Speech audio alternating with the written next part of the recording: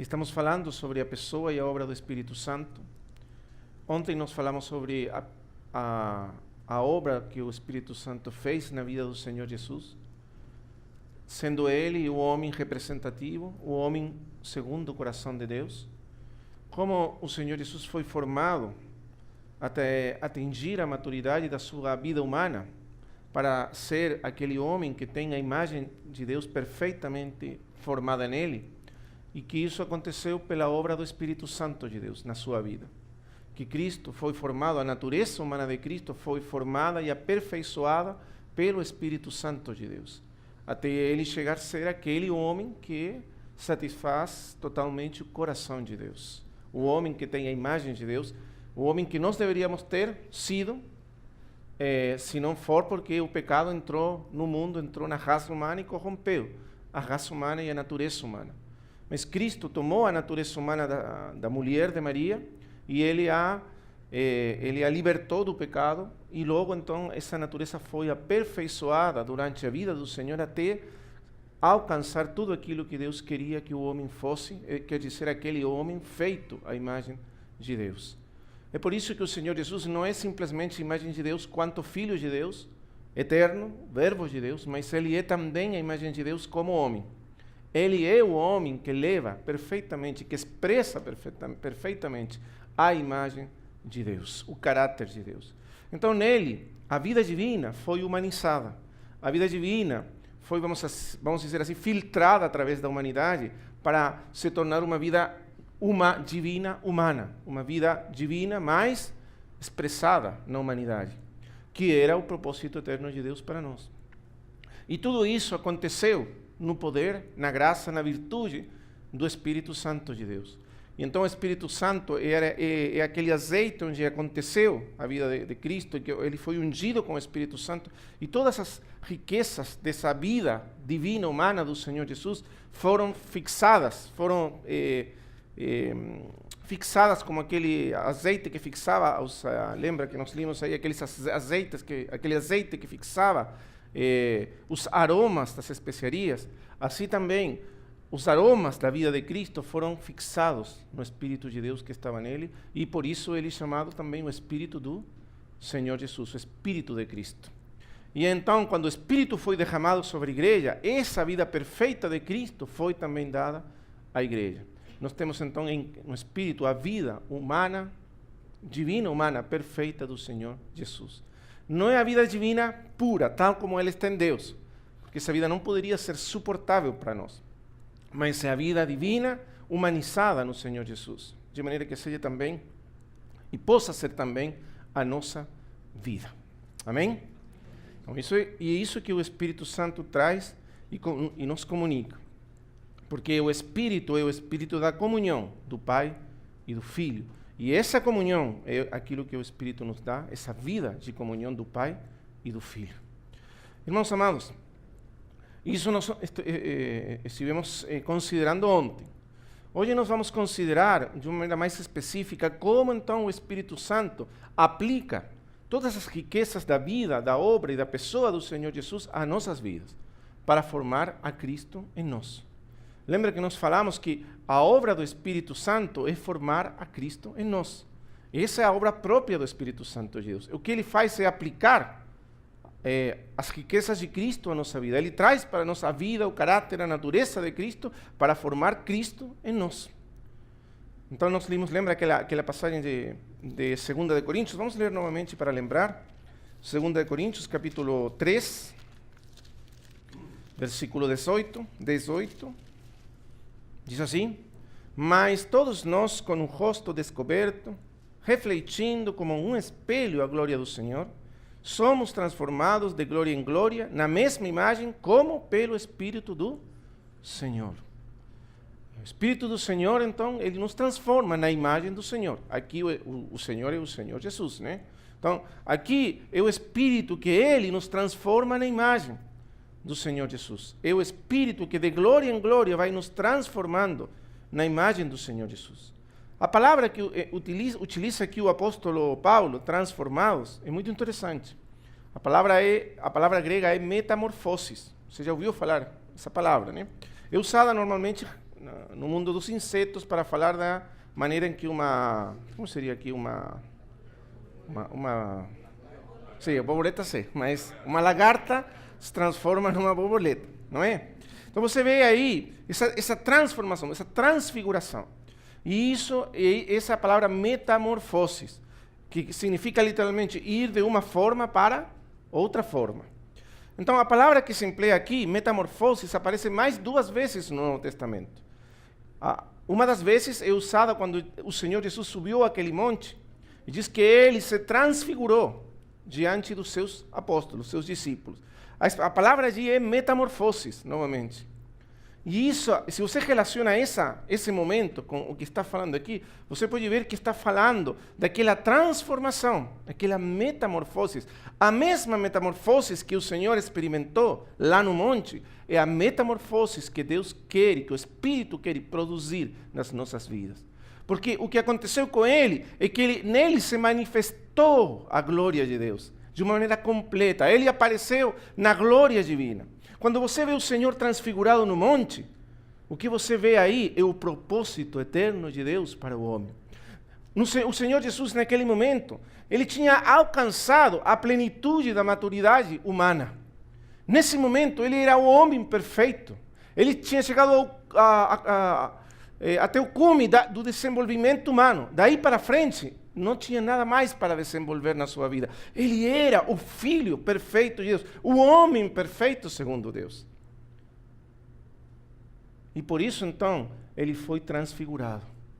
Se nós tivéssemos caminhado no propósito eterno de Deus, se Adão e todos nós tivéssemos caminhado no propósito eterno de Deus, e tivéssemos caminhado pela vida da árvore da vida, finalmente todos nós teríamos sido transfigurados, como o Senhor foi transfigurado. Porque o propósito de Deus era nos participar a sua glória. Hebreus 2:10, que Deus quer levar muitos filhos a... Agora você vê o que significa levar filhos à glória. Veja o Senhor Jesus no monte e você vai ver aquele homem, aquele filho glorificado. Esse homem glorificado, transfigurado, com as suas vestes resplandecentes, o seu rosto como o sol. Esse era o propósito de Deus para todos nós. Não é maravilhoso? Porque o Senhor Jesus disse, naquele dia, os justos resplandecerão como o sol no reino do seu Pai. E aqui nós temos o primeiro, entre todos aqueles que resplandecerão como o sol. O primeiro que resplandeceu como o sol. Então, quando você vê o Senhor Jesus transfigurado, você vê o propósito de Deus, você vê o homem segundo o coração de Deus. E então aqui o apóstolo nos diz que nós estamos sendo agora transfigurados. O processo da transfiguração já começou. Aquele momento sublime, quando a glória de Deus resplandeceu nele, é o momento final do processo. Mas Cristo foi sendo formado pelo Espírito e amadureceu pelo Espírito até finalmente chegar a essa plenitude. E assim também nós, em Cristo, Cristo crescendo em nós, a mesma vida dele crescendo em nós, finalmente nos vai transfigurar. E nós, um dia, meus amados, resplandeceremos como o sol no reino do nosso Pai. Não é maravilhoso? Isso está escrito na palavra de Deus. Você acredita nisso? Sim. Acredita mesmo?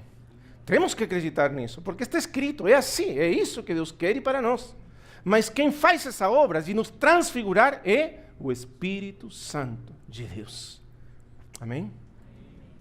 É o Espírito que vem com o encargo divino, a missão divina do Pai e do Filho, de nos transfigurar de glória em glória, até atingir aquela glória divina de Cristo, nossa cabeça.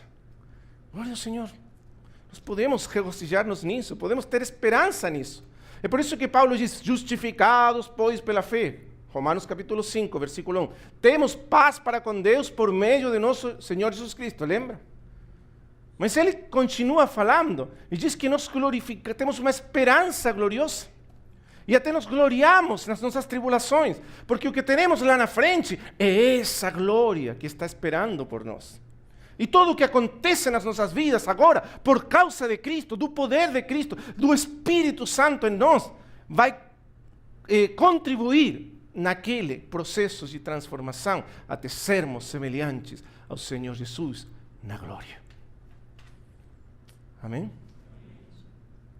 Ele diz, nos gloriamos na esperança da glória de Deus. Mas lembre, essa esperança da glória de Deus não é simplesmente que nós vamos a ir ao céu, para o céu. Não é simplesmente ir ao céu, mas é que o céu mesmo entrará em nós e nos transformará. Não é maravilhoso? Esse dia, o céu entrou e se manifestou em Cristo, e nós vimos nele o reino dos céus totalmente manifestado e revelado. E um dia acontecerá isso conosco, mas já está acontecendo. Quando nós nascemos de novo, começa o processo. Todos nós entramos nesse processo de transformação gloriosa. Todos nós estamos sendo já agora, hoje, transformados. Ainda não vemos o resultado. Mas quando olhamos para Cristo, nós vemos o que nós seremos um dia. Amém? E Paulo diz, isso traz conforto ao coração. Nos gloriamos na esperança da glória de Deus. Você tem esperança? Não, as coisas não vão terminar na tumba. Você não vai acabar numa tumba, você vai acabar naquela glória. Naquela glória inefável do Senhor Jesus Cristo. Esse é o seu destino, esse é o meu destino. É isso que Cristo providenciou para nós. É isso que Cristo forneceu para nós. A sua vida. Não apenas a sua vida na terra, mas a sua vida glorificada nos céus. Tudo isso trouxe o Espírito Santo para nós. Lembre que ele foi enviado depois do Senhor Jesus Cristo ter sido glorificado. Então ele não só nos traz a vida humana terrena de Jesus, mas nos traz também a vida ressuscitada e glorificada de Cristo. Até nós chegarmos lá. Mas nós dissemos ontem, e também o primeiro dia, que a obra, o trabalho do Espírito de nos transformar de glória em glória, ele o faz com a nossa colaboração. Temos que aprendermos a colaborar com ele. Temos que permitir o Espírito Santo fazer a sua obra, seu trabalho e colaborar com o Espírito Santo. Porque Deus fez a natureza humana, ele criou a natureza humana, desenhou a natureza humana, de tal maneira que a obra que ele faz, o trabalho dele na natureza humana, se faz com a colaboração responsável do homem. Você lembra, o Espírito Santo desceu na forma de uma pomba. Quer dizer, o Espírito Santo ele não vem a invadir nossa natureza. Ele não vem a tomar pela força, pegar pela força a natureza humana. Ele não vem a conquistar pela força. Ele não é um conquistador invasivo. A sua conquista, se podemos chamá-la assim, é uma conquista de amor. Ele nos seduz por amor. Ele nos ganha por amor. Ele vai tomando posse da nossa vida, passo a passo, na medida que nós deixamos ele tomar posse da nossa vida. Esse é o grande segredo da vida cristã. Que o Espírito avança até onde nós permitimos ele avançar. Por isso que a Escritura usa essas expressões. Não entristeçais o Espírito Santo de Deus. O Espírito Santo pode ser entristecido e até impedido de operar em nossas vidas. Paulo diz, não apagueis o Espírito. Nós podemos apagar o Espírito, nós podemos entristecer o Espírito, nós podemos impedir que o Espírito Santo faça a sua obra gloriosa na nossa vida. E, infelizmente, não só podemos, senão que infelizmente o fazemos. É por isso que existe é por isso que existe tanto, vamos dizer assim, vemos tão pouco avanço na vida de tantos filhos de Deus. Não é porque Deus não quer, não é porque o Espírito não quer, é porque nós não deixamos o Espírito atuar e agir nas nossas vidas. Amém? Então, quando nós vamos olhar para a vida do Senhor, vamos ver como nós temos que aprendermos. Nós podemos aprender a andar no Espírito, olhando para a vida do nosso Mestre, do nosso Senhor. Porque Ele não só é a fonte da nossa vida, mas Ele também é o exemplo para a nossa vida. Nós, olhando para Ele, aprendemos a sermos conduzidos pelo Espírito de Deus. É nele que nós temos o exemplo de como tem que ser vivida uma vida governada pelo Espírito Santo. Amém? Também temos outros servos de Deus que temos exemplos nele, mas o principal exemplo e modelo é o Senhor Jesus. Nele nós aprendemos o que significa uma vida disciplinada pelo Espírito de Deus. Uma vida governada pelo Espírito. Uma vida cheia do Espírito Santo de Deus. E como nós podemos sermos também cheios do Espírito Santo, olhando para Ele. Então vamos ver alguns pontos na vida do Senhor Jesus que vão nos ensinar como opera, como trabalha o Espírito Santo de Deus na vida dos crentes. E como nós podemos responder e colaborar com o Espírito Santo de Deus na obra que Ele faz na sua vida. Formar a Cristo em nós, então, e nos transformar de glória em glória na imagem de Cristo, é uma obra exclusiva do Espírito Santo. Mas Ele quer fazer isso com nossa colaboração. É assim que Deus nos fez e é assim que nós temos que responder a Deus. Então, vamos ler em Lucas. Ontem nós lemos alguns versículos. Vamos voltar para Lucas. Lembra Lucas 3, 22, onde fala que o Espírito Santo desceu como pomba e repousou sobre o Senhor Jesus. Na forma de uma pomba, e repousou sobre o Senhor Jesus. 3, 22. Aí nós temos aquela imagem que nós falamos, daquele Cordeiro de Deus, aquele que tem o caráter de Cordeiro. Não só ele é o Cordeiro no sentido sacrificial, mas também é o Cordeiro no sentido do caráter. Ele tem o caráter do Cordeiro, caráter humilde, santo, manso do Cordeiro, e por isso a pomba pode repousar sobre ele. Desde o momento que Adão caiu, a pomba não teve repouso, não teve moradia, não teve habitação nessa terra. O Espírito não tinha onde morar na terra. Não tinha um tabernáculo, uma morada, uma casa para ele. Mas quando o Senhor Jesus estava na terra, finalmente o Espírito Santo encontrou seu tabernáculo, sua moradia, sua habitação para sempre. Amém? O Espírito repousou nele. Mas por quê? Porque o coração de Jesus era um coração manso, humilde, sensível, disposto ao Espírito Santo. Ele estava disposto a ser guiado, conduzido, governado em tudo pelo Espírito Santo, a depender do Espírito Santo. Porque para que o Espírito Santo possa repousar, ele precisa aquela disposição de ser governado, de ser conduzido, de ser ensinado, tratado em todas as coisas por ele.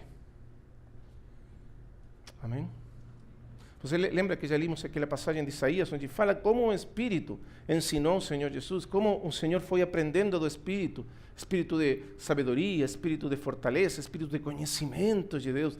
É o Espírito que formou o caráter, a vida humana do Senhor Jesus.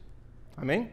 A natureza humana foi trabalhada e formada pelo Espírito, e ele se rendeu, ele permitiu, ele deixou o Espírito fazer o seu trabalho na vida dele. Ele confiou, dependeu do Espírito Santo em tudo. E o Espírito repousou permanentemente sobre ele. E também diz João, ilimitadamente sobre ele. Porque nele o Espírito encontrou um caminho sem obstáculos, sem empecilho nenhum. Graças a Deus por isso. Mas é isso que o Espírito quer encontrar em nós também. Mas em nós existe uma diferença. Qual? Nós nascemos sob o poder do pecado. E como estamos sob o poder do pecado, nós somos carnais por nascimento. Carnais significa que a nossa natureza humana está dominada pelo pecado. Dominada pelo pecado significa que está dominada por uma condição de rebeldia, de independência de Deus. O pecado, essencialmente, significa independência, rebeldia, autonomia a respeito de Deus. Na primeira carta de João, diz que o pecado, a definição, diz o pecado é a iniquidade. Você já leu isso? O pecado, diz, é a iniquidade. A iniquidade é a tradução de uma palavra grega que é anomia.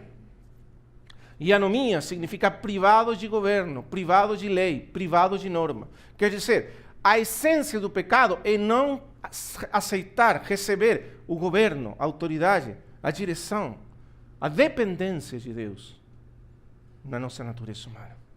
Irmãos amados, nós ontem falamos que nós fomos criados para depender radicalmente de Deus.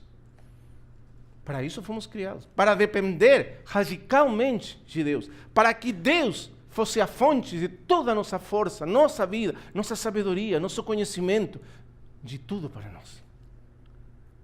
Não é isso maravilhoso? Nós fomos criados com a capacidade de receber ilimitadamente a vida divina em nós. É por isso que temos um Espírito. O Espírito é o dom de Deus que nos capacita para receber essa vida divina, essa morada de Deus, essa comunhão com Deus, e que essa vida possa fluir em nós de maneira ilimitada. O Espírito Santo, o Espírito humano, é como se for um vazio no centro do ser humano, que só Deus pode encher. O vazio do nosso coração tem o tamanho de Deus. É por isso que nada pode satisfazer o homem nessa vida. Porque a nossa necessidade mais profunda é Deus mesmo. Santo Agostinho dizia: Senhor, Tu nos fizeste para Ti, e o nosso coração não tem descanso até achar descanso em Ti. E não tem mais. Só Deus pode encher a necessidade mais profunda do homem. A nossa necessidade tem o tamanho, tem a forma de Deus. E o espírito humano tem a forma de Deus. Então só Deus pode encher a natureza humana. Só Deus pode dar significado à natureza humana. Nada mais pode encher a nossa natureza, nem dar significado à nossa natureza. E a maravilha e a glória, vamos dizer assim, do homem é essa. Lembra Salmo 8? O Salmo 8 diz: quem é o homem para que tu lembres dele, tenhas dele memória? E o filho do homem para que o visites? Por que você, Senhor, se importa tanto com o homem? Você o fez um pouco menor do que os anjos. Até o mais pequenino dos anjos é mais poderoso, mais grande do que o homem. Não é? O mais pequeno dos anjos do céu é maior do que nós, por criação, por natureza. Mas por que Deus se importa tanto com o homem? Lembre o que diz a Escritura: Ele não socorreu aos anjos que pecaram, mas Ele socorreu as descendências de Abraão. Ele se importou com o homem. Ele não deixou o homem. Os anjos pecaram, estão condenados, mas o homem foi socorrido por Deus. Por quê? Porque Ele nos fez para Ele mesmo. Amém? E mesmo que somos menores em criação, somos maiores em destino, ainda do que os anjos do céu. Porque o nosso destino é viver uma vida de união e comunhão com Deus. Nós fomos criados para que Deus seja a nossa herança e o nosso todo. Isso é como a história dos levitas, lembra? Quando Deus repartiu a terra, Ele repartiu a terra para todas as tribos. E a cada tribo tocou uma parte da terra. Mas os levitas não tocou nada da terra. E Deus falou assim: não, falou Ele, eu não vou deixar herança para os levitas, eles não terão parte nem herança na terra, porque eu sou a sua herança. Irmãos amados, não, Deus é a herança do homem. Nós não temos parte nas riquezas, nem nos imensos dons dos anjos, porque Deus temos uma herança ainda maior, que é Deus mesmo. Amém? Então, vamos lembrar isso, para entender por que e como nós vamos sermos tratados pelo Espírito Santo de Deus. Então, o que aconteceu? A queda do homem, nós já falamos ontem, produziu uma total distorção da natureza humana. O espírito morreu, a alma ficou na escravidão dos desejos, as demandas, as exigências do corpo físico, material, biológico, e o corpo ficou sujeito aos poderes da corrupção e da morte. Essa é a situação que trouxe o pecado. Essa condição é a condição que a Escritura chama a carne. O homem, no homem no estado caído, o homem dominado pelo pecado. Quer dizer, o homem que já não depende, já não tem mais em Deus a fonte da sua vida, mas procura nele mesmo achar os recursos, a energia, o poder para viver, o significado da vida. E isso é a carne. O homem querendo achar na força do seu corpo, nos pensamentos da sua mente, nos desejos do seu corpo, aquela mistura, aquela combinação mente-corpo, alma-corpo, como sendo o todo, absoluto, fechado. Isso é a carne. E Deus está ausente disso. E o resultado disso é a morte. Então, quando nós nascemos assim, nessa condição. E chegamos ao mundo nessa condição. E vamos crescendo nessa condição. Então, vamos adquirindo hábitos de pensamento,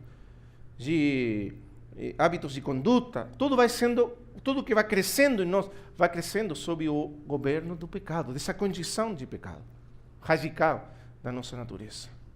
Nós, desde crianças, aprendemos a pôr nossa confiança na nossa carne. Não é assim? Porque é todo o recurso que nós temos. Nós não sabemos nada do Espírito de Deus. Não percebemos o Espírito de Deus. Não percebemos o reino de Deus. Todos os nossos recursos estão na nossa carne. Essa é a nossa condição. E então aprendemos a confiar nela, confiar nos nossos sentidos, nossos racionamentos, nossa força natural. E aí colocamos nossa confiança. E aí colocamos nossa força e o significado da nossa vida nós extraímos da carne. Agora, veja bem, isso é totalmente contrário ao propósito de Deus para as nossas vidas. Está no extremo oposto do propósito de Deus para a vida do homem. É totalmente contrário, totalmente alheio da vida de Deus. É por isso que a Escritura diz, lembra que nós lemos em Efésios 4:17, que nós estamos separados, alheios da vida de Deus. Não tínhamos percepção nenhuma, entendimento nenhum do que significa essa vida para a qual nós fomos criados. Nenhuma ideia. E assim nascemos. Mas graças a Deus, Deus teve misericórdia de nós. E Ele não nos abandonou. Porque Cristo não só veio para ser o homem segundo Deus, mas também para resgatar a todos aqueles que tinham caído em Adão. Não é isso maravilhoso? A vida dele foi oferecida como uma ofrenda, uma oferta de pecado, por causa do pecado, para para obter a nossa justificação, o nosso perdão, a nossa reconciliação com Deus. Então, a morte de Cristo é a morte que nos reconcilia com Deus. Na morte de Cristo nós fomos recebidos novamente por Deus, por causa do sacrifício do seu Filho. Mas não apenas isso. A morte de Cristo nos trouxe a vida que nós tínhamos perdido. Na sua morte, Ele nos deu a sua vida. Nossos pecados foram colocados sobre Ele e a justiça dEle foi colocada sobre nós. Nossa morte foi colocada sobre Ele e a vida dEle nos foi dada, nos foi comunicada. É aquilo que Martinho Lutero chamou aquela troca maravilhosa. A troca maravilhosa. Senhor, eu sou o teu pecado, a tua morte e a tua condenação. E tu és a minha justiça, a minha vida e a minha salvação. Não é uma troca maravilhosa? Quando Cristo chegou àquele monte da transfiguração, Ele era o homem perfeito segundo Deus. Se Ele quiser, por mérito próprio, porque Ele tinha atingido o topo da maturidade, Ele poderia ter subido ao céu nesse momento e herdar todas as coisas, como o homem tinha que herdar. Mas se Ele tivesse feito isso, nós estaríamos perdidos para sempre. Mas Ele não vinha simplesmente para ser o homem segundo Deus, mas para resgatar todos aqueles que tinham se perdido. Amém? Para ser o cabeça de uma nova raça, de uma nova criação. Mas não uma nova totalmente, mas uma nova resgatada da velha criação. E foi isso que Ele fez na cruz. Na cruz, Ele uniu seu destino ao nosso, para nós morrermos com Ele, e Ele será nossa morte, e para Ele ressuscitar-nos junto com Ele na ressurreição. Então, na cruz, nós fomos incluídos, unidos a Cristo. Amém? Na cruz, nós fomos separados de Adão, cortados do velho homem e introduzidos, unidos a um novo homem. Glória ao Senhor. Então, nós morremos com Cristo e ressuscitamos juntamente com Cristo. Na cruz nós fomos separados de Adão e unidos a Cristo. De maneira que agora nós estamos em Cristo. E esse é um fato objetivo acerca de nós. Quer dizer, é uma coisa que aconteceu em Cristo. Mas quando nós chegamos pela fé a Cristo, então Deus, quando nós colocamos nossa fé no Senhor Jesus, Deus verifica esse fato, dando-nos um novo nascimento, uma regeneração, que é a vida ressuscitada do Senhor Jesus. Porque nós cremos nele, então a vida dele se torna a nossa vida. Hoje nós temos tempo, não vamos entrar nesse assunto, só uma explicação muito ampla, para entender o que aconteceu. A regeneração, a salvação tem duas caras. Uma cara é a justificação, a expiação. A outra cara é a regeneração. A justificação, o perdão dos pecados, a reconciliação é o fundamento da regeneração. Porque agora os pecados, que eram a causa da nossa morte e condenação e nos separavam de Deus, foram justificados. Então agora o Espírito de Deus vem a nos dar vida. Que vida? A vida do Senhor ressuscitado. A vida dele. Porque na cruz nós fomos unidos com Cristo na morte e na ressurreição. Não é isso maravilhoso? E Ele nos dá a vida de Cristo ressuscitado. Ele nos une experimentalmente a Cristo. A nossa união com Cristo, então, é uma união legal, orgânica e experimental, real, pelo Espírito Santo de Deus. O espírito humano, que estava morto, que tinha perdido a sua função desde o princípio, é renovado, é regenerado, é ressuscitado pelo poder de Cristo, pelo poder do Espírito Santo. E então o espírito humano começa novamente a funcionar com aquelas funções que Deus colocou no espírito humano no princípio. A obra do Espírito Santo, então, o trabalho do Espírito Santo, começa no centro mesmo do homem. Começa desde o centro da nossa natureza. Ele renova, ele restaura, ele ressuscita o espírito humano primeiro. Aquele espírito que estava morto por causa do pecado, esse espírito agora é renovado, é ressuscitado. É isso que a Escritura chama a regeneração, um novo nascimento. O espírito entrando no espírito humano e renovando o espírito humano. Ressuscitando o espírito humano e se unindo com o espírito humano para ser apenas uma coisa com o espírito do homem.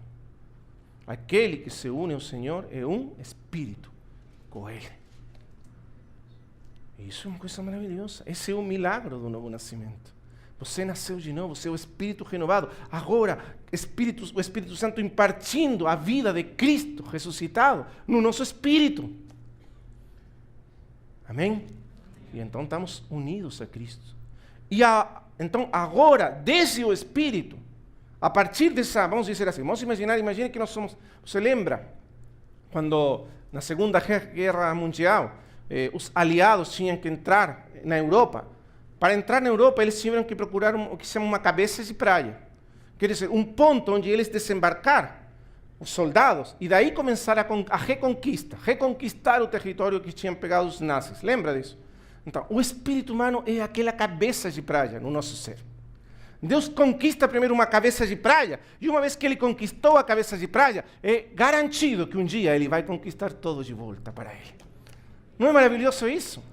Aquele que começou em vós a boa obra, aperfeiçoará até o dia de Cristo.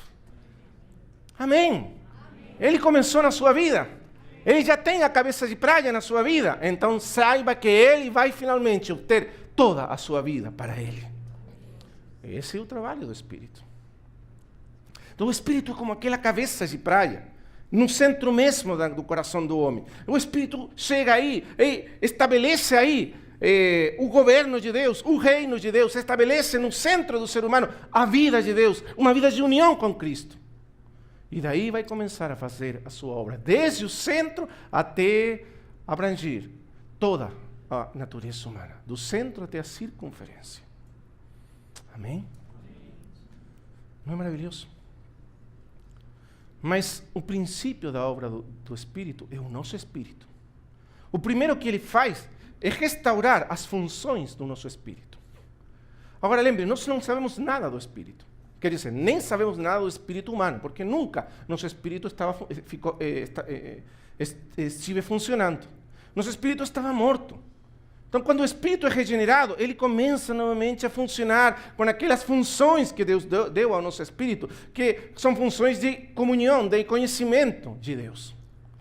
Mas como nós não temos a ideia disso, no princípio, é muito difícil para nós sabermos e entendermos as funções do nosso espírito. Sabe? Você tem um espírito renovado, tem muitos filhos de Deus que têm um espírito renovado, mas não sabem nada das funções do seu espírito. Porque, assim como para o uso dos sentidos do corpo, você precisa de treinamento, experiência e muito tempo. A criança, quando nasce, você sabe, as crianças, no princípio, elas não veem. Têm olhos, mas não veem. Têm ouvidos, mas não ouvem. É um treinamento, é o relacionamento, é a interação com o mundo exterior que vai ensinando elas como ver, como ouvir, como... É assim que elas vão aprendendo.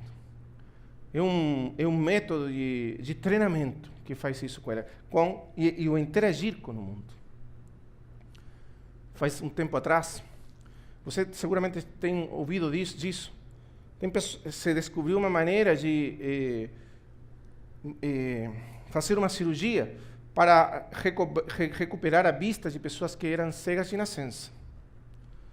Então, houve um homem que era cego de nascença e a vista dele foi recuperada. E ele foi todo restaurado certinho, o nervio óptico que não estava danado foi consertado. Sabe o que aconteceu quando ele começou a ver? Ele via, mas não via. E nunca conseguiu ver. Ele via as cores, via tudo, mas não conseguia ver nada. Porque ver é um aprendizado que começa quando somos crianças. Então, se os sentidos físicos do corpo precisam ser treinados e ensinados para funcionar corretamente, quanto mais os sentidos do espírito humano. No espírito humano, segundo a Escritura, existem basicamente 3 sentidos, ou 3 funções cognitivas de conhecimento.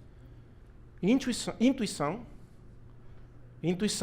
que é a capacidade de conhecer Deus de maneira imediata, direta. Assim como nós conhecemos o mundo de maneira imediata, através dos sentidos. Deixa eu explicar. Você não precisa fazer um processo de razonamento para conhecer o mundo. O mundo se apresenta nos sentidos de maneira imediata. Quer dizer, ele se impõe aos sentidos. Ele diz, aqui estou. Eu estou aqui. Você simplesmente aceita que ele está. Isso quer dizer conhecimento imediato.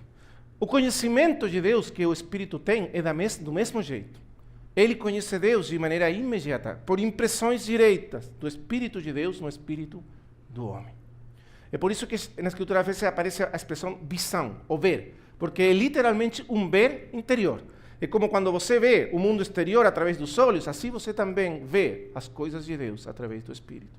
E você sabe, você conhece, que você conhece. Conhecimento interior. O homem natural não tem esse conhecimento. O homem caído não tem esse conhecimento. O homem do mundo não tem esse conhecimento. Por isso que, às vezes, as pessoas vêm às nossas reuniões e escutam a palavra e eles não percebem nada. Porque essa percepção interior é uma percepção que dá ao Espírito de Deus, ao Espírito humano. Conhecimento imediato, intuitivo de Deus. Amém? Mas isso tem que ser treinado, tem que ser trabalhado, tem que ser usado para que cresça e aprendamos a depender desse uso, desse conhecimento que tem o Espírito humano. A segunda função do Espírito humano é comunhão. O Espírito Santo nos permite conhecer Deus de uma maneira pessoal, íntima, como uma pessoa conhece uma outra pessoa. Agora, isso é difícil de entender, porque como não é uma coisa que percebemos com os sentidos, e nós estamos acostumados a julgar todo segundo os sentidos, essa é a condição da carne. Então, no princípio, é muito difícil perceber esse conhecimento interior de Deus, pessoal de Deus. Mas através do Espírito, realmente nós temos um conhecimento pessoal, íntimo. Nós temos conhecimento de Deus como uma pessoa que está junto conosco, do nosso lado, nos ensinando, nos falando, nos conduzindo, nos amando. Amém? E como todo conhecimento, é uma coisa que não pode ser analisada. Vem primeiro e depois você analisa. Mas todos os verdadeiros filhos de Deus têm conhecimento pessoal de Deus. Quer dizer, conhecem Deus como uma pessoa. Conhecem Cristo como uma pessoa. E essa também é uma função do Espírito humano. E a terceira função do Espírito é a consciência. A consciência, na verdade, é a única função do Espírito que permanece ainda funcionando depois da queda do homem. O que é a consciência? Na verdade, é um remanescente do Espírito na natureza humana, mesmo quando a natureza humana está caída, e mesmo quando a natureza humana está sob o governo do pecado. Como nós sabemos isso? Romanos, capítulo 1, vamos ver. Veja o que diz Romanos, capítulo 1. Espera aí, desculpe. Não, é capítulo 2, desculpe, capítulo 2. Versículo 14 e 15. Vamos ler aí. Olha o versículo 14. Porque quando os gentios, que não têm lei, fazem naturalmente as coisas que são da lei, não tendo lei, eles leis por si mesmos, para si mesmos são lei. Como? Veja o versículo 15 agora. Os quais mostram a obra da lei escrita em seus corações, testificando juntamente a sua consciência e os seus pensamentos, quer acusando-os, quer defendendo-os, no dia em que Deus há de julgar os segredos dos homens, por Jesus Cristo, segundo o meu Evangelho. O que está argumentando o apóstolo Paulo aqui? Ele diz que o juízo de Deus, ou o julgamento de Deus para com os homens, no final, mesmo com aqueles homens que nunca ouviram falar nem da lei de Deus, menos do Evangelho, vai ser segundo a lei moral de Deus escrita nos corações dos homens. Porque todos os homens, segundo o apóstolo Paulo, têm uma lei moral, a lei moral de Deus escrita nos corações. Quer dizer, tem conhecimento da lei de Deus, porque a lei de Deus foi escrita nos corações. Não é a lei que foi escrita nas tábuas de pedra, mas uma lei moral, que é o fundamento da lei que foi escrita nas tábuas de pedra. E todos os homens têm acesso ao conhecimento dessa lei através da sua consciência. Então, a consciência é o discernimento moral comum a toda a humanidade. Agora, logicamente, esse discernimento moral em algumas pessoas está mais desenvolvido, em outras menos desenvolvido. E pode chegar ao ponto que em algumas pessoas está totalmente, diz a Escritura, a expressão em espanhol é cauterizado, mas deve ser assim como cauterizado. Está cauterizado, quer dizer, está queimado e carente de função. A ideia de cauterizar é a seguinte. Antigamente, quando uma pessoa, por exemplo, tinha uma ferida que não podia ser curada na mão, porque podia entrar gangrena, a mão era cortada. Logicamente, os nervos ficavam expostos, com muita dor. Então, para acabar com a dor, eles tinham que queimar com um ferro quente os nervos, e então os nervos perdiam toda a sensibilidade. E isso significa que os nervos eram cauterizados. Então, a ideia de cauterizar é que a consciência é como se fosse um nervo moral, sensível. Mas quando os homens rejeitam a consciência, rejeitam o testemunho da sua consciência de maneira constante e permanente, finalmente ela é como se fosse queimada e fica cauterizada e perdem a sensibilidade moral. E nós podemos ver isso todos os dias. Pessoas que perdem a sensibilidade moral e já não têm mais capacidade de discernir, nem serem julgados, nem acusados pela sua consciência. Mas a consciência é essa lei de Deus escrita no coração do homem. É por isso que em todas as culturas, em todas as sociedades humanas, eu lembro quando eu estudava na faculdade, eu estudei um tempo sociologia, uma das grandes enigmas dos sociólogos e os antropólogos era por que todas as culturas e nações e raças conhecidas da história humana compartilhavam esse senso moral. Logicamente, esse senso era modificado segundo as culturas, mas todos tinham um senso moral. Quer dizer, todas as culturas humanas atuam segundo um código moral. Às vezes um código moral muito ruim, vamos dizer, muito distorcido, mas mesmo assim um código moral. O pior era, para os sociólogos, explicar por que as pessoas criam um código moral que depois não querem nem obedecer. O assunto é para que você atrapalha criando códigos morais se você nem quer obedecer os códigos morais. E todas as culturas têm um código moral ideal que não obedece. E isso de onde vem? A lei escrita no coração do homem. O homem sabe o que é bom, mesmo que não tenha o poder para fazer o bom. E os gregos, entre todas as culturas antigas, foram aqueles que sentiram mais profundamente esse problema da consciência moral. Porque os gregos, eles chegaram a descobrir muitos princípios morais escritos no coração do homem, mas no mesmo tempo descobriram a total incapacidade do homem para cumprir esse ideal moral. Essa era a grande tragédia e a grande pergunta da filosofia grega. Então, esse é o assunto que é comum a toda a humanidade. Mas essa consciência, uma vez que o Espírito regenera o nosso espírito, essa consciência é renovada, é restaurada, vamos dizer assim, é endireitada. Ela é trazida para funcionar novamente da maneira em que ela devia funcionar no princípio.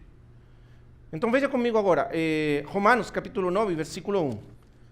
Olha como diz o apóstolo Paulo. Em Cristo digo a verdade, não minto, dando-me testemunho a minha consciência no Espírito Santo. Então, uma das coisas que o Espírito Santo faz é renovar a nossa consciência e começar a nos falar novamente através dela. Irmão amado, você sabia que o Espírito Santo nos fala e nos conduz através da nossa consciência?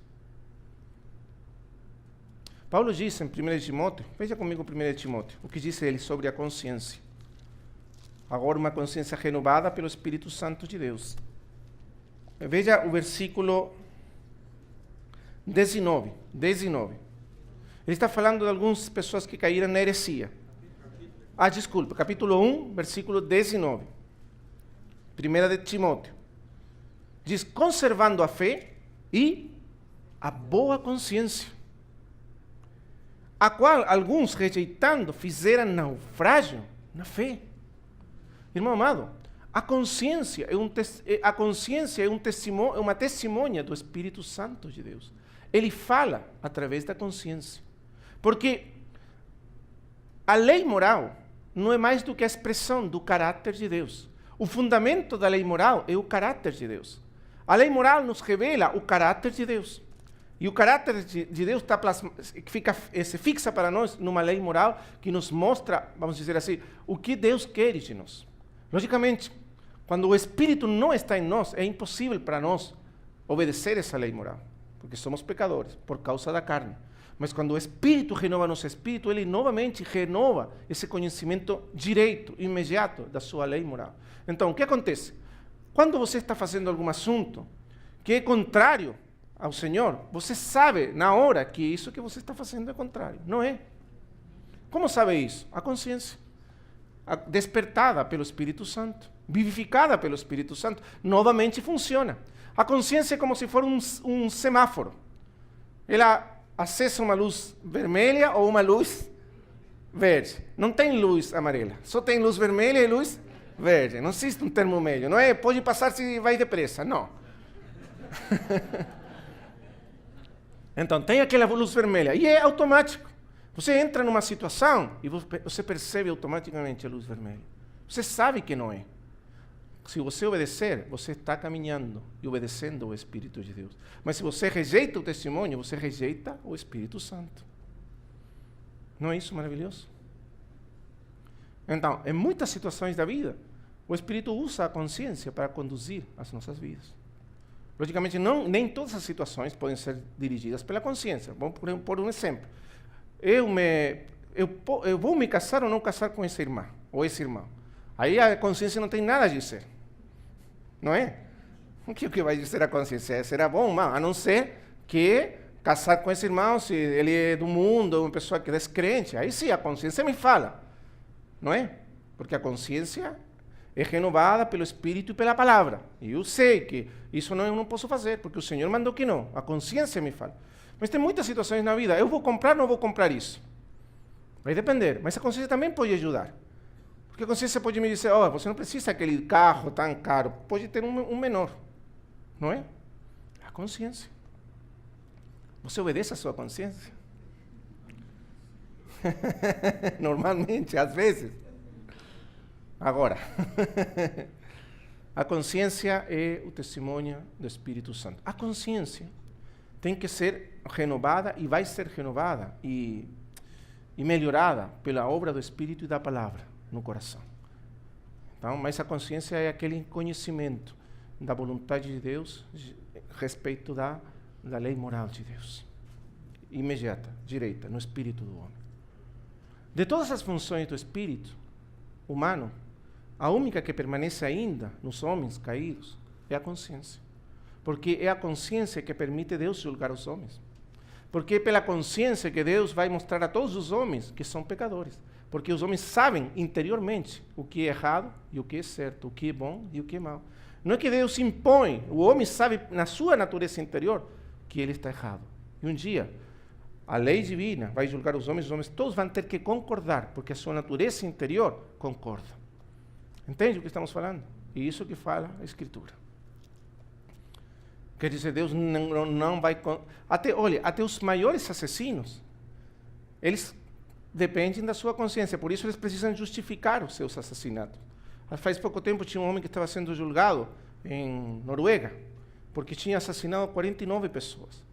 E quando ele foi para o julgamento, sabe o que ele fez? Ele começou a justificar porque ele tinha matado. Porque ele sabe, a sua consciência diz que matar é mal. Então ele precisa justificar, porque todos nós temos consciência. Ainda os assassinos têm consciência, mesmo que não tenham desejo nenhum de obedecer à sua consciência. Sabe? Ou às vezes queremos enganar a consciência e justificar com razonamentos as atitudes. Mas o Espírito renova a consciência. Então, aí nós temos o espírito humano renovado. Temos o espírito humano renovado. Mas ainda temos um problema grande. Lembre que o Espírito tem que renovar a natureza humana toda, transformar-nos de glória em glória. Então, veja comigo alguns versículos, vamos estudar mais a fundo o trabalho do Espírito na vida do homem. Capítulo 3 de Efésios 16.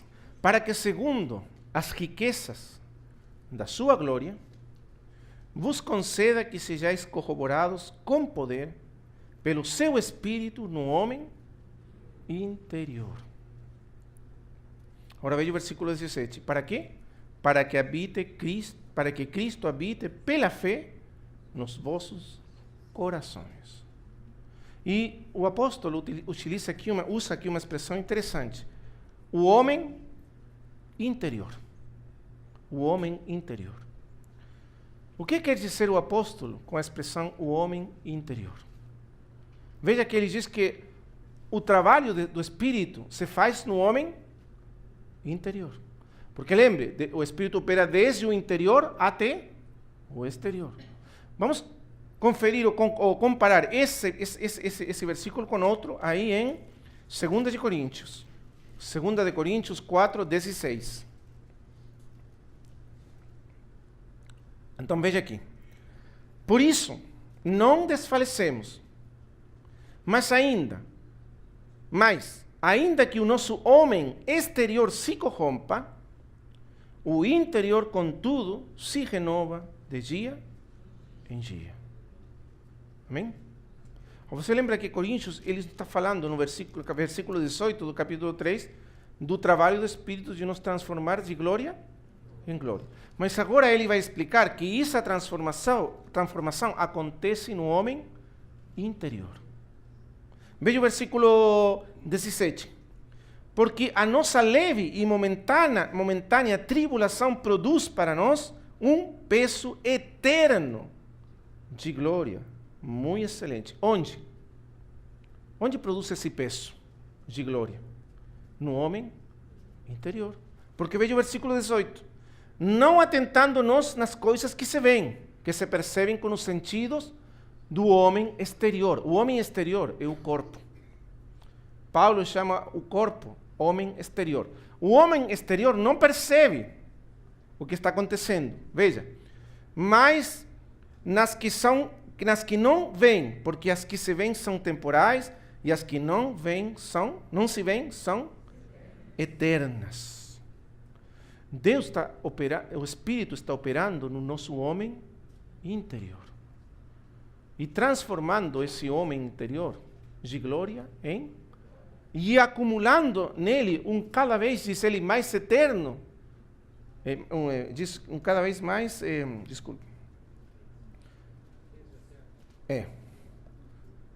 porque, sim, na tradução espanhola diz cada vez mais excelente e eterno peso de glória. Quer dizer, essa glória que ele está trabalhando no homem interior, ela vai crescendo em qualidade e quantidade. É a glória de Cristo. Cristo está sendo formado no nosso homem interior. Como? Como? É o Espírito que o está fazendo, mas como? Então, se você ler o contexto, vamos descobrir uma coisa muito maravilhosa, para nós entendermos a obra que faz o Espírito. O homem interior não é apenas o espírito do homem. O homem interior é o espírito e a alma do homem. Porque a obra de Deus, o trabalho do Espírito começa no espírito do homem. Mas para que Cristo seja formado em nós, ele tem que ser formado também na nossa alma, no nosso coração. O Espírito vai trabalhar a vida de Cristo desde o nosso espírito, mas para quê? Para transformar as nossas almas. E isso é muito importante. Porque no desenho de Deus, o Espírito é aquele órgão que é consciente de Deus. Mas o órgão onde repousa a vida humana, vamos dizer assim, o lugar onde está a vida mesma, onde o homem conhece, entende, toma decisões, atua ou não atua, faz ou não faz, expressa ou não expressa, sente ou não sente, é a alma. É aí onde conflui a vida humana como um centro e logo se expressa. Então, o homem interior é o coração do homem. É aí onde o espírito e a alma se juntam. Deus quer formar Cristo na alma do homem. Então, vamos explicar aqui como. A alma, fundamentalmente, a nossa alma, está constituída de 3 partes fundamentais, essenciais. A mente. A mente tem várias funções, na verdade. Tem a função na mente nós temos a razão, temos a imaginação, temos a memória, as lembranças. Logo temos os sentimentos e temos a vontade. Lembre que com a queda, a alma do homem ficou na escravidão do corpo, de maneira que a mente se tornou uma mente carnal. O que quer dizer isso? Que os pensamentos da nossa mente estão governados pelos desejos do corpo. A imaginação está governada por imagens que vêm dos desejos do corpo. Quer dizer, nossa mente está governada por o corpo. Nossa vontade está na escravidão dos desejos do corpo. Ela obedece aos desejos do corpo. Ela está, vamos dizer assim, cativa dos desejos do corpo. E os sentimentos são sentimentos governados pelo corpo. Essa é a condição, a nossa condição quando chegamos a Cristo. Então, o trabalho do Espírito é restabelecer o homem interior, quer dizer, a nossa alma. E para isso, ele tem que renovar nossa mente, renovar os nossos sentimentos e renovar a nossa vontade. Amém?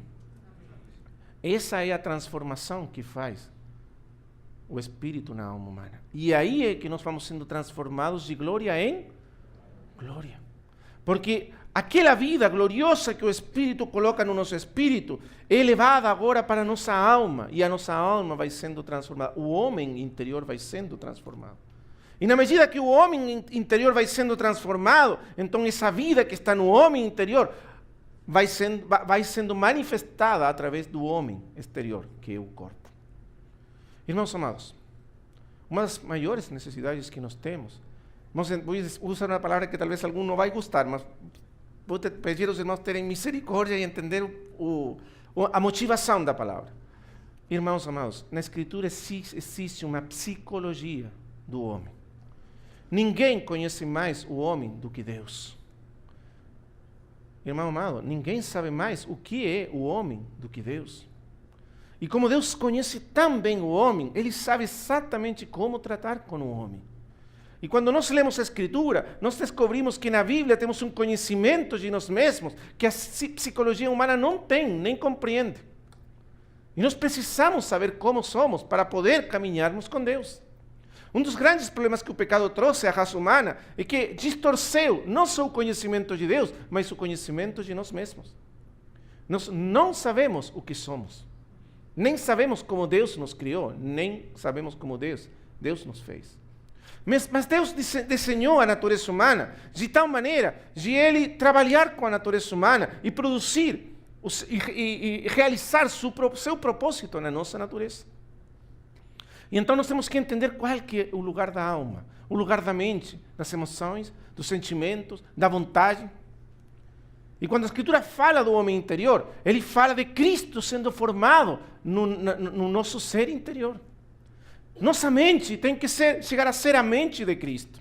Esse é o propósito do Espírito Santo. Nos dar, formar na nossa mente a mente de Cristo. Nossos sentimentos têm que ser os sentimentos de Cristo. Você já leu isso? Filipenses fala de nós termos os sentimentos de Cristo. Não diz isso? Filipenses fala de que nós temos que ter os mesmos sentimentos de Cristo. E nossa vontade tem que ser a vontade do Senhor Jesus Cristo. Cristo tem que ser formado no nosso homem interior. Mas nossa alma, por muitos anos, foi governada pelo pecado. E todos os, vamos dizer, as tendências, os hábitos do nosso homem interior são contrários a Cristo. Porque estão governados pelos desejos do corpo. Quando o Espírito começa a formar Cristo no nosso homem interior, automaticamente o corpo se alinha com o homem interior. E isso é maravilhoso. Amém? Então, vamos tentar entender isso. Como opera o Espírito na nossa vida. Vamos voltar agora sim para Lucas, capítulo 4, versículo 1. Porque nós falamos que íamos ver como o Espírito atua, trabalha no exemplo do Senhor Jesus. Mas deixa aquela passagem de 2 Coríntios, capítulo 4, aí marcada para voltar depois nela. Capítulo 4, versículo 1. Vamos ver. Diz assim: E Jesus, cheio do Espírito Santo, voltou do Jordão e foi levado pelo Espírito ao deserto. Cheio do Espírito Santo. Por que o Senhor Jesus estava cheio do Espírito Santo? Porque ele estava totalmente disposto a obedecer ao Espírito Santo. O segredo de sermos cheios do Espírito Santo é sermos como o Cordeiro Santo de Deus, manso, humilde, disposto a ser guiado e conduzido em tudo pelo Espírito Santo. É por isso que ele estava cheio do Espírito Santo. Quanto mais nos damos lugar ao Espírito, mais ele nos sente. Quanto mais damos lugar no nosso ser ao Espírito, mais ele nos sente. Mas Cristo, a mente de Cristo, os sentimentos de Cristo, a vontade de Cristo estava totalmente alinhada com o Espírito Santo. Então o Espírito Santo estava morando nele e ele estava cheio do Espírito Santo. Mas não apenas no homem interior. E aqui vem o grande segredo. Até o mesmo corpo do Senhor estava cheio do Espírito Santo. Sabe por que sabemos isso? Porque a Escritura diz que nossos corpos são templos do Espírito Santo. O Espírito não apenas habita no nosso espírito, nem apenas na nossa alma, mas finalmente ele quer habitar nos nossos corpos. Não é isso maravilhoso?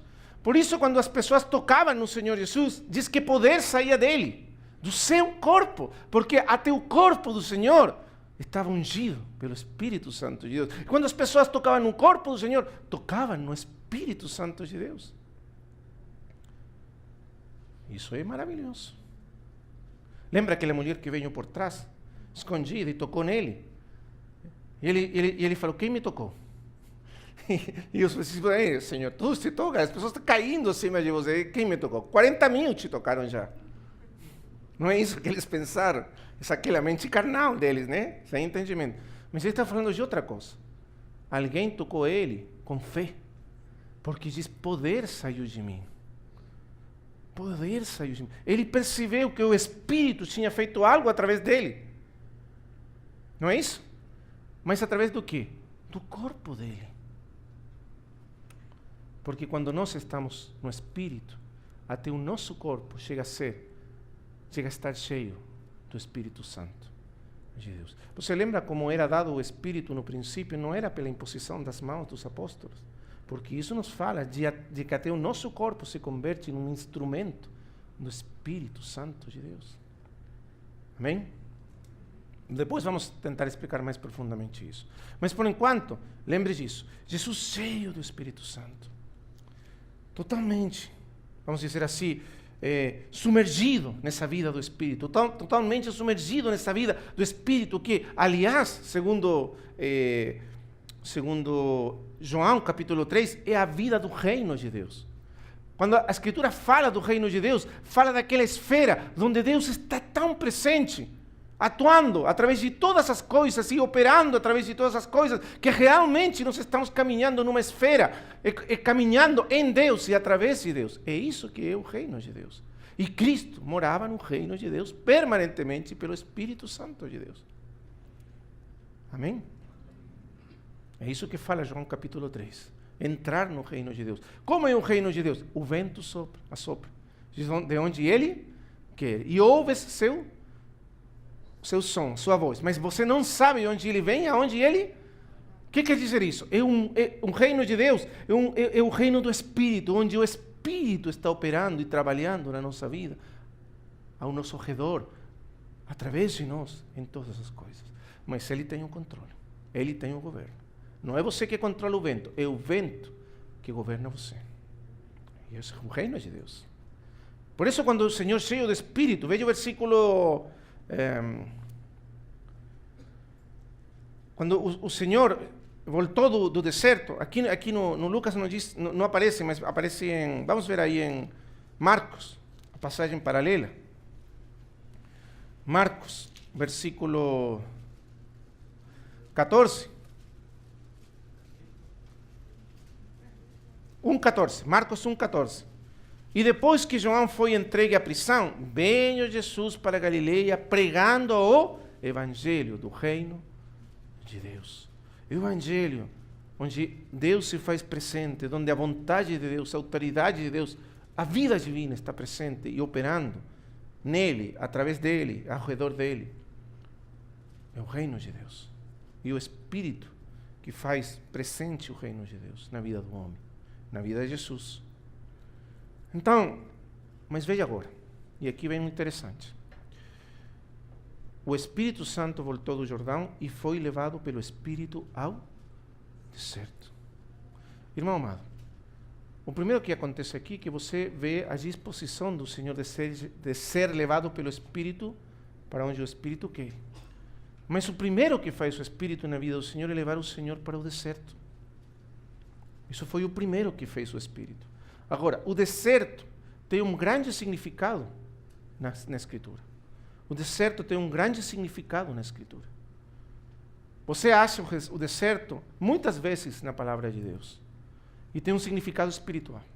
O que significa o deserto, espiritualmente falando? Logicamente, esse é um deserto real, mas também tem um significado espiritual. Porque você pode ver repetidamente na vida de muitos servos de Deus, e mesmo do povo de Deus, que ele foi levado ao deserto. Por exemplo, quando Israel saiu do Egito, o primeiro que aconteceu com o povo, foi que ele foi levado ao deserto. E Moisés, antes de ele ser usado por Deus, foi levado ao deserto, 40 anos. E Davi, antes de ser rei, foi levado para um deserto, e morou muitos anos, 11 anos no deserto. E você pode ver muitas pessoas que, na tipologia bíblica, foram levadas para o deserto. O que significa o deserto? Por que Jesus foi levado ao deserto? O deserto representa a obra da cruz. Representa o caminho da cruz. O deserto é o caminho da cruz. Quando Israel foi levada para o deserto, o que aconteceu com Israel no deserto? Aquela geração que saiu do Egito, ela morreu toda no deserto. Finalmente, depois de 40 anos de peregrinar pelo deserto, o que aconteceu com toda aquela geração que saiu do Egito? Todos eles caíram no deserto e morreram lá no deserto. E diz a Escritura, se levantou uma nova geração. E essa nova geração que nasceu no deserto foi a que finalmente entrou na terra prometida e possuiu a terra prometida. Não foi assim? Você lembra disso, né? O que nos fala isso? Nos fala da obra da cruz, do trabalho da cruz, da operação da cruz na vida do homem. A cruz termina com o poder da carne na vida do homem e introduz o homem e nos introduz na vida triunfante de Cristo, no Espírito, representada na terra prometida. O deserto faz isso por nós. Ele nos liberta do poder da carne e nos introduz na vida ressuscitada, renovada, plena do Senhor Jesus Cristo. Amém? A vida divina, a vida do Espírito. Então, É isso que representa o deserto. É o caminho da cruz.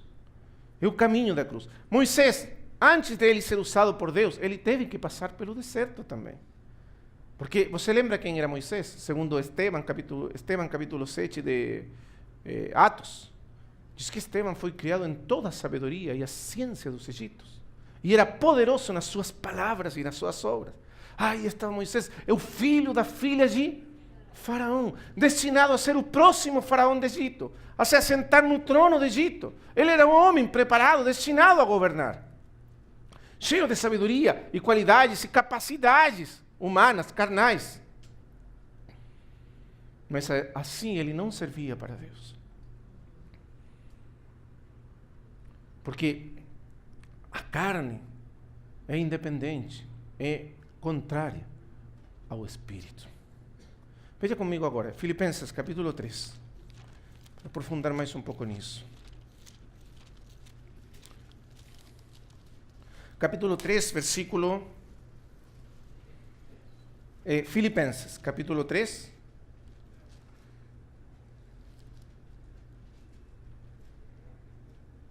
versículo 3. Capítulo 3, versículo 3. Filipenses. Diz assim Paulo: porque a circuncisão somos nós, que servimos a Deus em espírito. Agora, aqui a palavra aparece com minúscula. Espírito com minúscula. Mas, na verdade, muitas das vezes os tradutores da Bíblia têm a dificuldade de entender se o espírito é maiúscula ou minúscula, porque, como nós falamos, a união do espírito do homem com o espírito de Deus é tão profunda que às vezes é difícil reconhecer quando se fala do espírito do homem ou quando se fala do espírito de Deus. Mas, como regra, por via de regra, ou como regra geral, toda vez que se fala do espírito do homem, na regeneração, se fala também do espírito de Deus. Então você pode colocar aí, sem problema, a maiúscula. Por quê? Porque diz, servimos a Deus em espírito e nos gloriamos em Jesus Cristo e não confiamos na carne. Agora veja bem o que ele quer dizer. Confiar na carne é a situação do homem pecador. Nós naturalmente confiamos na nossa carne. Confiamos na nossa mente, nos nossos sentimentos, confiamos no conhecimento que obtemos através dos nossos sentidos, confiamos na nossa carne. Mas não temos ideia nenhuma de confiar no Espírito. Porque, lembre, nós crescimos com a carne como o nosso único recurso. E nós aprendimos a pôr toda a nossa confiança na carne. Mas a confiança na carne é oposta, é contrária ao Espírito. Porque lembre, fomos criados para depender de Deus, do Espírito de Deus, radicalmente. É isso que fazia a diferença de Cristo com nós. Você lembra quando limos aí em Isaías 11? Que ele cresceu e aprendeu e dependeu do Espírito para tudo na sua vida. Mas nós não fazemos assim. Naturalmente confiamos na nossa carne, não é? E quando nós temos uma dificuldade, qualquer situação, nós recorrimos naturalmente à nossa carne. Nós pensamos, analisamos, avaliamos, tiramos contas, fazemos tudo. E se alguma coisa não dá certo, então vamos procurar o Espírito. Não é assim. Nós deixamos Deus lá no final. Quando nada dá certo, então, aí fica Deus, aí está Deus. Não é essa a nossa atitude. Primeiro procuramos a carne. Consultamos a carne, dependemos da carne, consultamos nossos sentimentos, nossos pensamentos, nossos sentidos físicos, consultamos a carne, vemos o que a carne pode fazer, vemos quais são os nossos recursos, vemos se temos dinheiro, vemos se temos isso, temos aquilo, e uma vez que esgotamos o assunto e vemos que não dá certo, aí vamos procurar Deus. Assim somos nós. Mas sabe o que deveria ser o certo? Que para cada passo da nossa vida, dependermos de Deus. É assim que vivia Jesus. O filho não faz nada por si mesmo. O filho não tem palavras de si mesmo. O filho depende em tudo do Pai. Não é isso que era o Senhor Jesus. E isso explica a natureza humana perfeita do Senhor Jesus. Porque ele sabia que nós fomos criados para depender em tudo de Deus. Amém? Mas aí está Moisés, cheio de recursos, cheio de poder, de recursos da carne. Ele não tem para que confiar em Deus. Ele é suficiente, na sua carne tem suficiência. Então ele vê que aquele homem está matando judeu, está maltratando o judeu. E o que ele faz? Aquele israelita sendo maltratado por judeu. Ele diz, peraí, Deus me levantou para libertar o povo. Eu acho que esse é assunto meu. E como eu estou numa posição de poder, de grandeza, de influência, então vou usar os recursos e vou matar o Egito. Não fez isso ele. Confiando na carne. Mas espera aí. Aqui começa o caminho da cruz para Moisés. Porque nós não servimos para Deus quando estamos na carne. Por isso Paulo diz, não temos confiança na carne. Mas às vezes nós falamos essas coisas. Mas não é fácil dizer isso. Você precisa primeiro ser tratado e ser levado pelo caminho da cruz para aprender a não confiar na sua carne. Não tem outra maneira. Não existe um atalho. Não existe um atalho nesse assunto. Você não vai aprender a desconfiar da sua carne, a não ser que você passe pelo caminho da cruz. Você tem que passar pelo deserto para aprender a não confiar mais na sua carne e pôr a sua confiança no Espírito. Quando você põe a sua confiança no Espírito, então o poder do Espírito, a vida gloriosa do Espírito, começa a fluir na sua vida. Mas primeiro você tem que perder a confiança na carne, a certeza da carne. E aí está Moisés. Repentinamente, tudo que ele acha que está fazendo fazendo de bom, começa a sair mal. As circunstâncias começam a trabalhar em contra dele. Parece que tudo agora está em contra. O faraó vai em contra dele e ele foge. Irmãos amados, o que é o caminho da cruz? O caminho da cruz está composto de dois elementos fundamentais. O primeiro é o arranjo das circunstâncias. E o segundo é a palavra de Deus. O trabalho da cruz se faz com dois elementos. O arranjo das circunstâncias e a palavra de Deus. O que faz o Espírito por nós? Ele arranja as nossas circunstâncias. Ele começa a operar ao redor de nós, através de todas as circunstâncias da nossa vida, para nos levar a não confiar mais na nossa carne. E o que faz? Como faz isso? Como nós falamos. Como nós naturalmente procuramos, confiamos, procuramos o poder de Deus quando chegamos ao final dos nossos recursos, então ele arranja todas as circunstâncias para que rapidamente cheguemos ao final dos nossos recursos. Está vendo que bom ele? Então ele vai ordenar tudo. E Moisés rapidamente aconteceu que tudo virou em contra dele. Moisés pensou, o que está acontecendo aqui? Eu não era o filho da filha do faraó e agora estou fugindo da ira do faraó. O Espírito ordenando tudo. Tudo se levanta contra ele. E ele é levado ao deserto. E vai morar lá naquele deserto por 40 anos. Naqueles anos, toda aquela sabedoria, aquela força, aquela inteligência, aquela fama, tudo naquilo em que ele confiava, morreu. Começou a morrer, a sumir. Aí está Moisés, 40 anos, pastoreando ovelhas. Cadê os israelitas que ele ia libertar? Nada, ovelhas. Mas nesses anos, ele começou a entender que ele necessitava depender de Deus em tudo. Amém?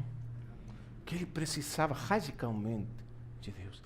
O deserto significa que somos levados para uma situação de extrema fraqueza, de extrema necessidade, de extremo fracasso, porque só assim nossa carne aprende a lição, que ela sem Cristo, que nós sem Cristo somos nada, separados de mim, nada podeis fazer.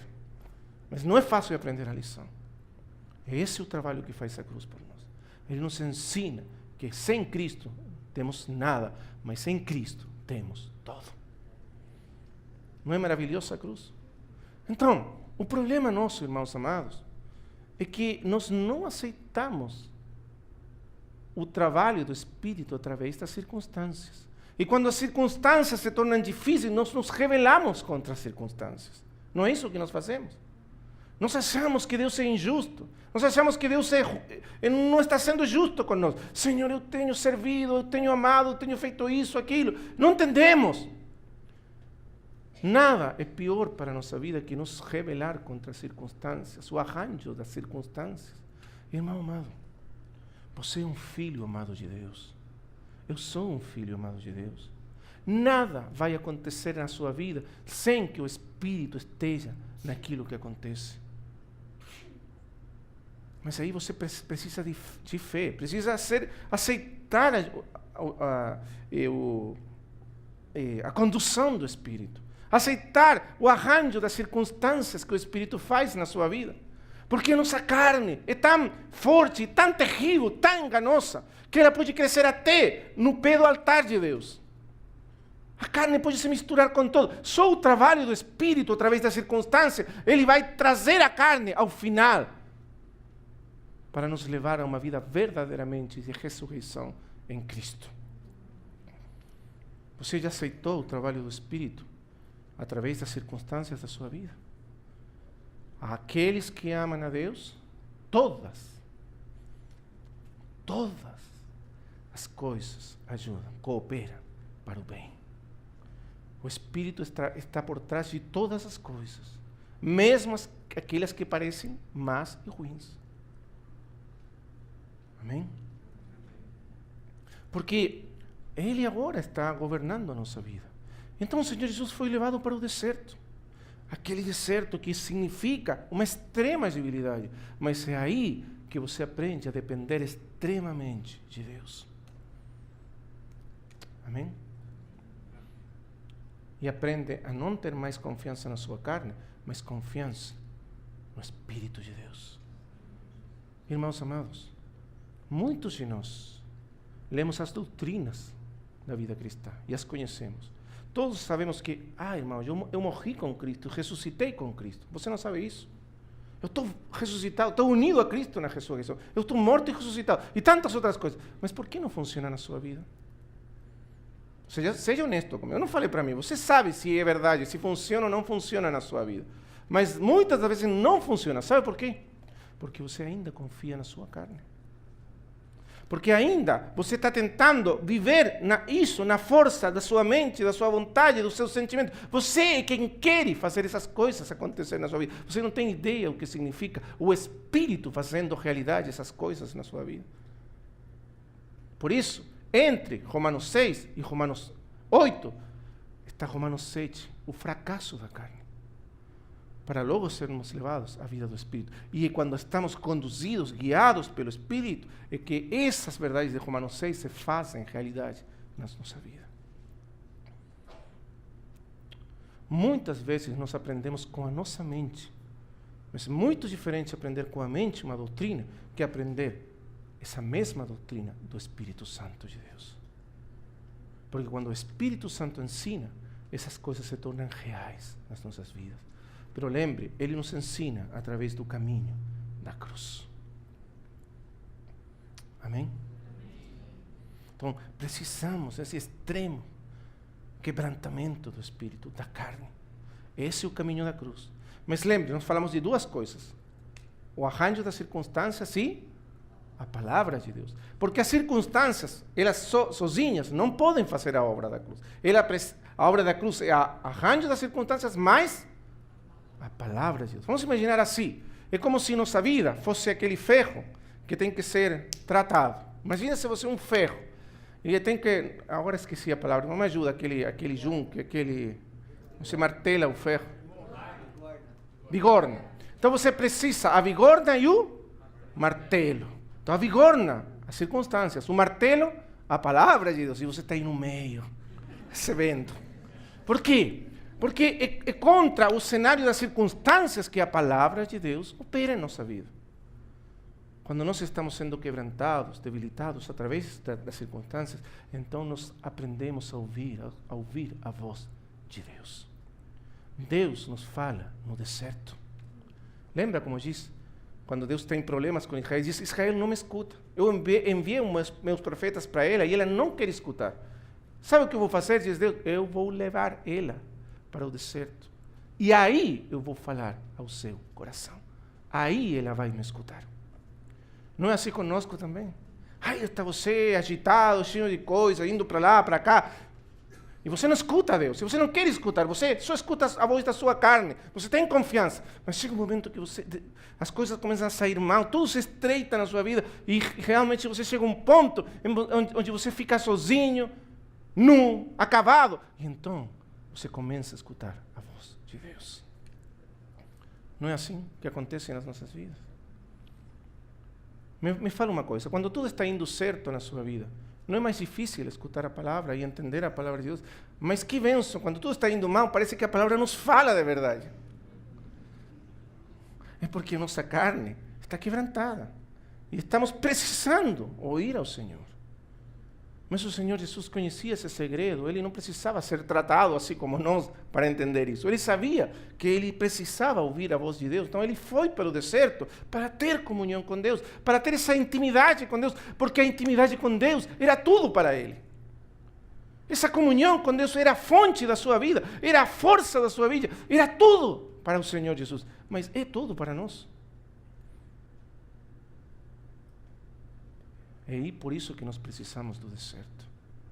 Aí está Moisés, chegando ao final dos seus recursos. Tanto assim que quando Deus chega para ele e aparece para ele naquela zarza, ele diz, eu vou te enviar, diz Deus, para o meu povo lá para libertar ele. Lembra que ele antes achava que ele era o libertador? E agora ele diz, não, espera Deus, eu não posso ir. Ele chegou a desconfiar tanto de si mesmo que até chegou a desconfiar de Deus, de tanta desconfiança. Porque ele diz, eu sou tão fraco, tão ruim, que eu não sei falar, Deus. Não envia para lá. Ele era eloquente, diz a Escritura, nas palavras e as obras dos egípcios. Como chegou ele a ser tão incapaz ainda de falar? A operação da cruz.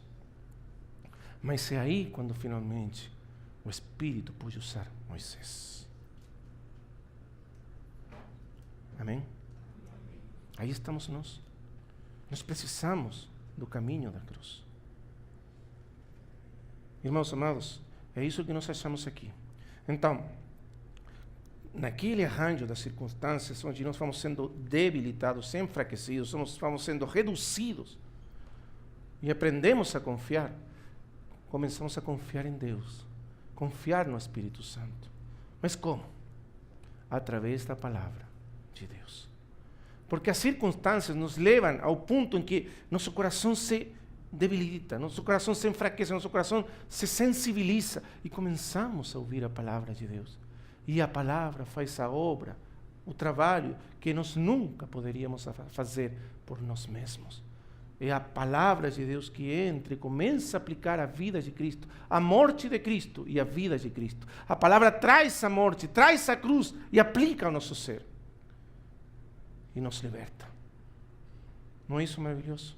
Por isso diz Hebreus 4:12, a palavra de Deus é como uma espada de 2 gumes, que penetra até partir a alma e o espírito. E diz as conjunturas e as juntas e os tuétanos, médulas, desculpa, as palavras são diferentes, médula.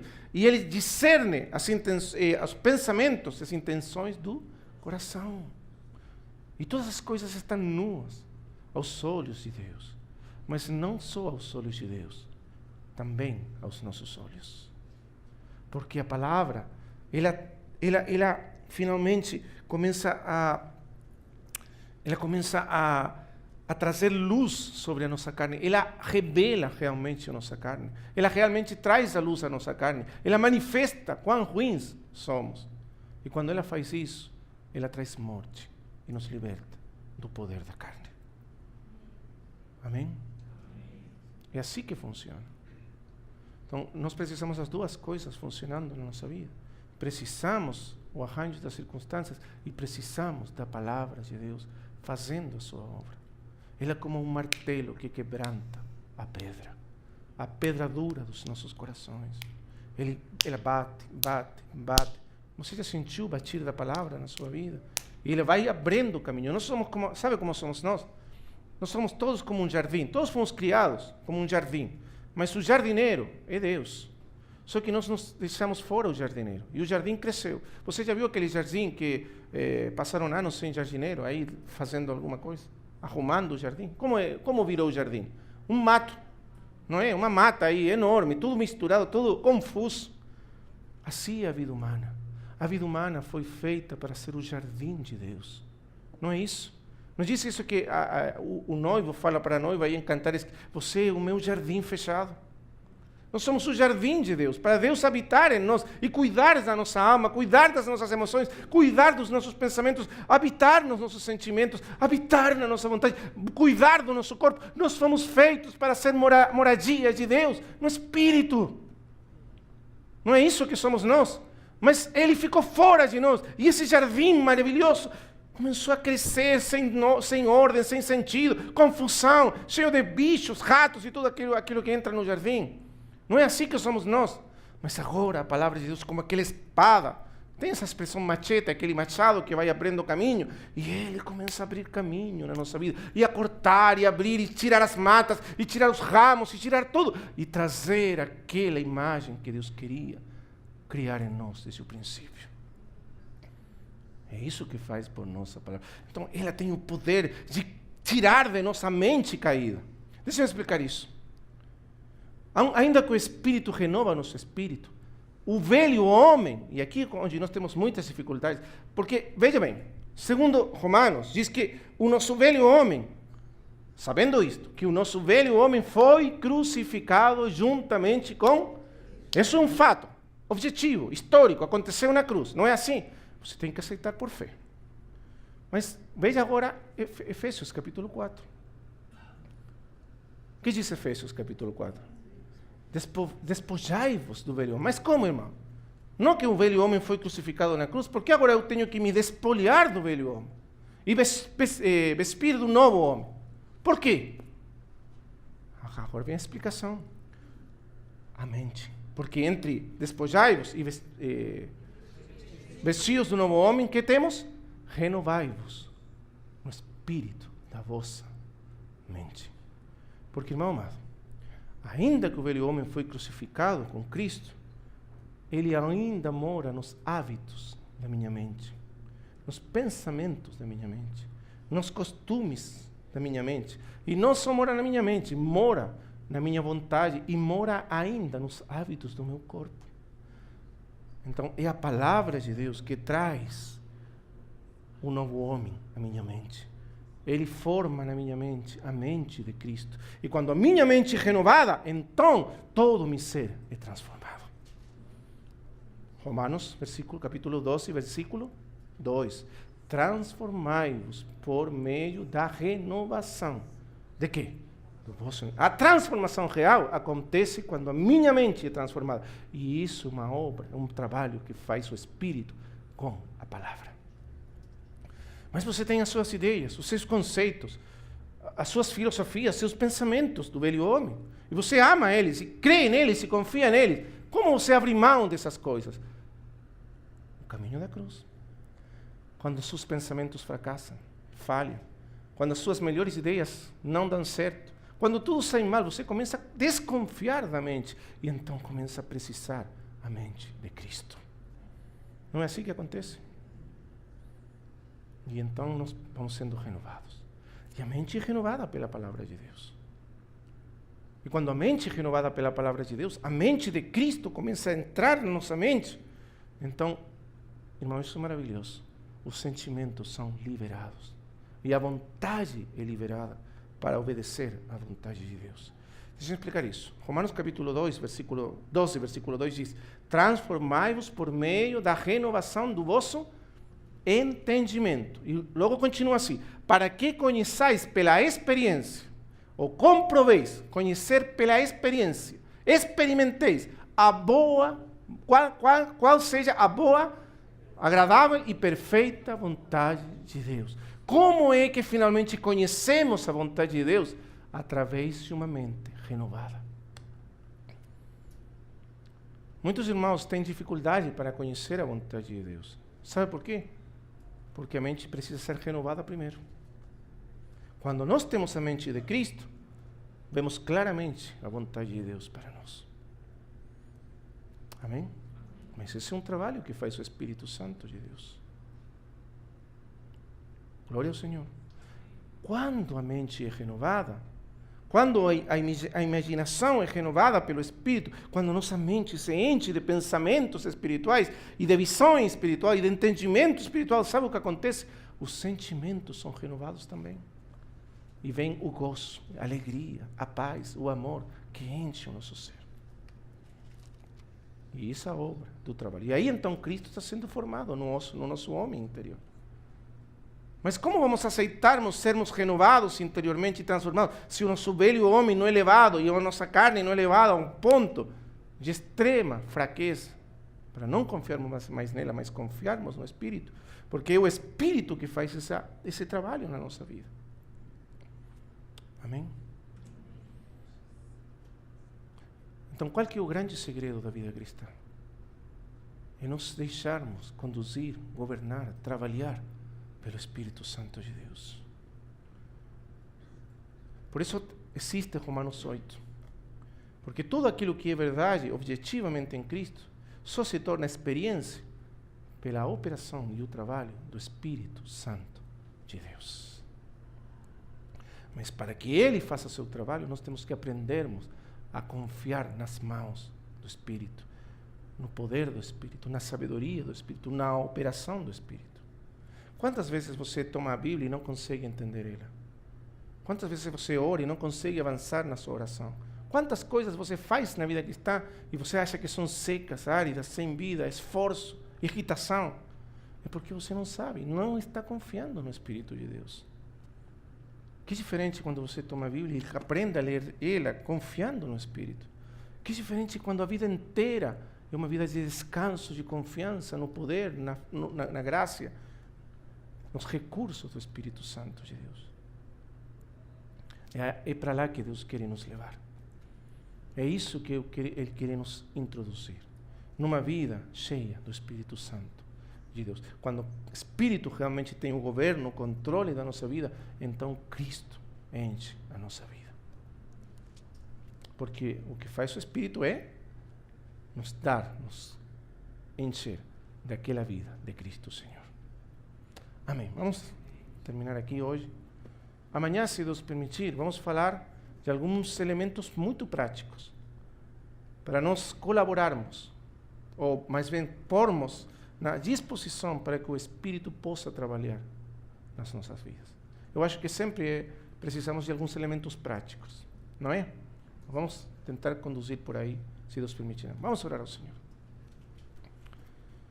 Amado Pai Celestial, te agradecemos pela tua bendita e gloriosa palavra. Queremos te agradecer pelo trabalho que o Espírito Santo está fazendo nas nossas vidas hoje. Ele veio para nos transformar de glória em glória na imagem do Senhor Jesus, nos transfigurar na glória do Senhor Jesus. E nós sabemos que Ele começou essa obra e Ele vai continuar até o dia de Jesus Cristo. Mas agora nós sabemos que Ele está trabalhando através das circunstâncias, o arranjo das circunstâncias na nossa vida. E Ele também está operando através da palavra de Deus nas nossas vidas. Nos ajuda, Pai, para nos deixarmos trabalhar pelo Espírito, para nos rendermos à operação, ao trabalho do Espírito, para não sermos rebeldes ao arranjo que Ele faz para as nossas vidas, nem rebeldes à palavra que Ele traz para as nossas vidas. Somos tão agradecidos pela operação gloriosa do Espírito. Nos ajuda, Pai, para nos render, para nos dispor, para nos colocarmos nas mãos gloriosas do Espírito Santo, sabendo que Ele é quem nos vai transformar a imagem e semelhança do Senhor Jesus. Amém, Pai. No nome do Senhor Jesus.